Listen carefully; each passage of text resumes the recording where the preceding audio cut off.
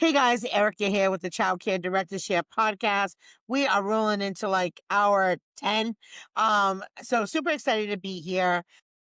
We have been talking with people all day about what they're learning, why they came. We talked with some of the council members.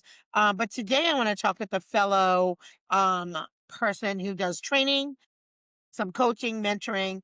And we're going to talk a little bit about the importance of not only taking PD, but implementing PD. I'm gonna give her a couple minutes to just talk a little bit about herself and what she does. So the mic is yours, Pearl. Good afternoon. My name is Pearl Laughlin. I am the owner and lead trainer for Moving Forward Training Solutions. It is an organization that provides quality training that is creative and inventive and intentional and very purposeful. So the goal is to make sure your um, providers, your educators receive training that they're going to really use, right? Who wants to go to training and not use it? We are all victims of that, and that is just not something. And so my goal is to not provide those types of training. So I'm here to kind of learn, glean from people, and see where the field is because I've Yeah. kind of been out of education for some time. But I'm anxious to get back in to see where I can help, where I can plug in, where my organization can risk level in their training. Yeah.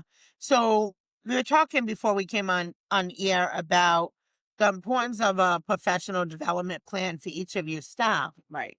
And talk a little bit about what do you think should be included in that, or in your experience, what have you seen is included So in that? for every plan, so okay, my background is I've been in education for 20 years. I worked for the military for 10 of those years, and in those 10 years, I held every position from supervisory lead, assistant director, training curriculum specialist, and director. And so my experience gleans more from that because the military is very standardized and we have plans.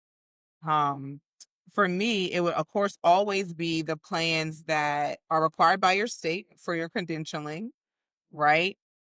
So every year, the development of a child is growing. Like they're always doing research. So we want to make sure we have that area always dived into, but also what new is out in the industry, right? Hmm. What Yeah. is new and innovative for you to kind of look enhance my development of my lesson plan? How can I enhance, differentiate my instruction, my circle area, my centers? Like how can I do those things? So that should always be something that you have on your plan.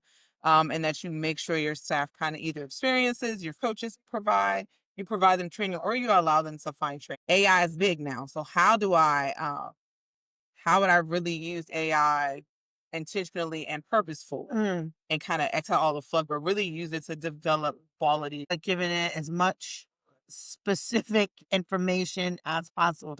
Because chat will give you a lot of words on a page, Yes. but they're just words on a page. They Yes. have to connect. You So take your lesson plan to say, yes. ChatGPT, this is what I want to do for my children. Yeah. This is Yeah. what I need. Yeah. Help me enhance this to make sure Yeah. they really absorb the content. Yeah. And then it'll give you some help. It'll give actually you some, some yeah, things it'll to give you do. some help. One of the things I find is the third or fourth version is usually the best. So you make it dig down, make it dip down. Because again, if not, it's just generic and anybody and use your experiences. Like I find that that's one of the like use your experiences that you either have had hands on or from the knowledge that you've gained 20 something years. That's Right. a lot of knowledge. Right. So Right. yeah, just so we just want to make sure y'all ain't making some bootleg training. Well, you're not gonna be able to facilitate it. You're Yeah. not gonna be able to give it out if you don't really have any ownership Yeah. in it. So it's Yeah. gonna be a hard process. It should be really good for sure. But yeah, I think, it's really important to have those individual professional development plans.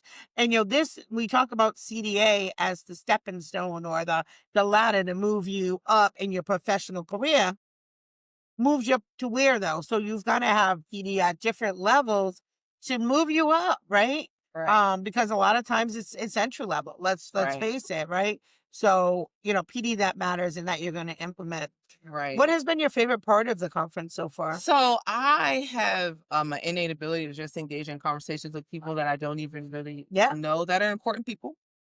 So I have met several people that I follow on LinkedIn Yeah. and I follow on Instagram and have talked to them in person and just been at all at the ability to just engage in conversations Yeah. and really get to know people on a non-professional level, but just really get to know the person. I sat in a training today and my person sitting next to me was the COO. for the council. Clearly, not paying attention to people is not a gift that I have. Engage in some really stimulating conversation about the next step from CDA when they're talking about the CDP program.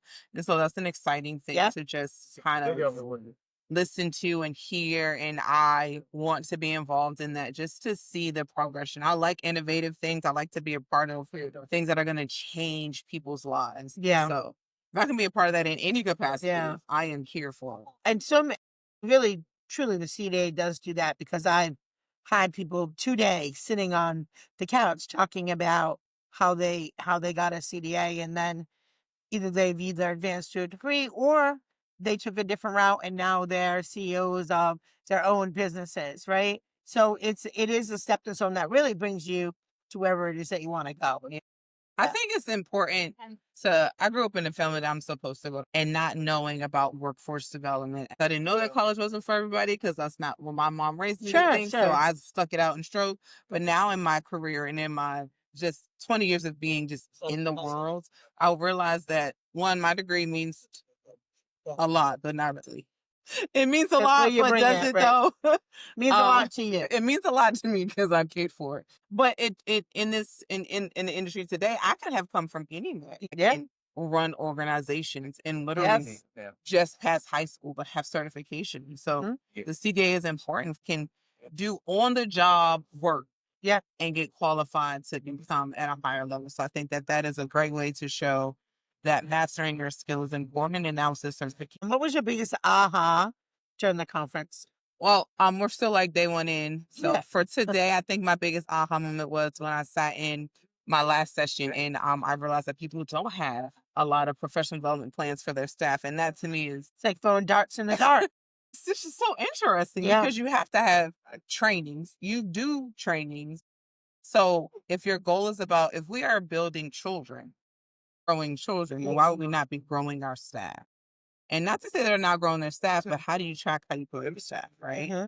So that's how you retain career lattice. That's how you retain staff, though. You have a plan for them to show them where they want to go. So if retention is an issue, create a plan and say, what is your journey from here to here? What is it going to look like next? How can I help people to get to where they are now? Like I'm sure Dr. Calvin Moore had some plans within his career too. It's right behind him. I talked to him today and was like, I just want to say you are awesome. Thank you for being that. Yeah. So just randomly in the hallway. I was like, you're acting like you're an attendee, but I am. I was like, I know, but listen. Yeah. Thank you for showing that is who you are. And all the staff, actually. I think I appreciate all the staff intertwined throughout our day. I appreciate that. That is one of my biggest aha moments in this conference. Yes.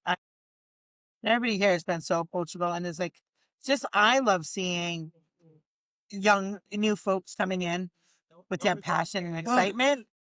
I do. It's so refreshing. It is refreshing, right? Because you get in a room with a bunch of kids that have been in the field a long time, myself included. Sometimes we just, we're antiquated in our thought process. Yes, we are. Like, really, do you know that don't work no more? It didn't even work when you were in school.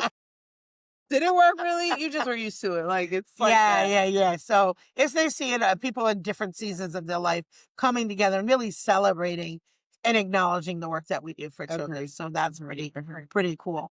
So, is there anything that I haven't asked you that you'd love to leave? Well, I want to say this one thing. You talked about the importance of training, right? And that is like you are God's masterpiece. So in order for you to be a masterpiece, you have to master the gift that He gave. Yeah. And so if you are not constantly learning and growing, you're not going to be a master at your skills. So what I appreciate about this conference is allowing you to have some mastery in that and learn new tools and techniques to kind of continue to grow.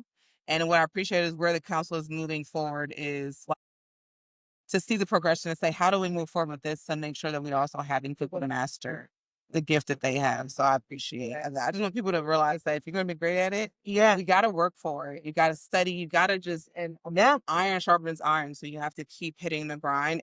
If I can help you do that, and if I can help you your teachers do that, if I can help your program do that, I am here for that. Yeah, And I of course, appreciate of it. course. So you didn't know you were going to be on a podcast today. I didn't know I was going to be a podcast today. I know no. nobody does. I just Clearly I didn't have on my cute dress, but I came out this morning and was like, oh, I'm not really ready. And the Lord was like, just go down there and have your conversation. You can do it. So I'm here. Yeah. So I appreciate it. Everybody's been a really great sport today. Nobody, I think, was anticipating getting pulled out of the lunch line or when they're trying to get their morning coffee. I was like, I know I'm so extra, like 8 o'clock this morning. I'm like, hey, I mean, we got here at, I think we got up at 5. I saw you. We was here like early. I was wondering why she was so Yeah. dressed up at 6 o'clock in the morning. I was like, dang, I didn't get out the bed yet. And then I saw her, and I was like, yeah, I know. I'm super extra. It's So okay. anyway, but I appreciate it. I Thank do you love for having I do me. love our field. I love what we all do, and it's Yeah. important work, and we don't get celebrated enough. So I'll just celebrate us all. Agreed. Hello. I'm here for it. I'll celebrate for us. Right. Thank you so much. Oh, you're welcome. Hey guys, thanks for tuning in. As always, have a great day. And Childcare Director Share podcast, where the leaders go and the leaders grow. See you later.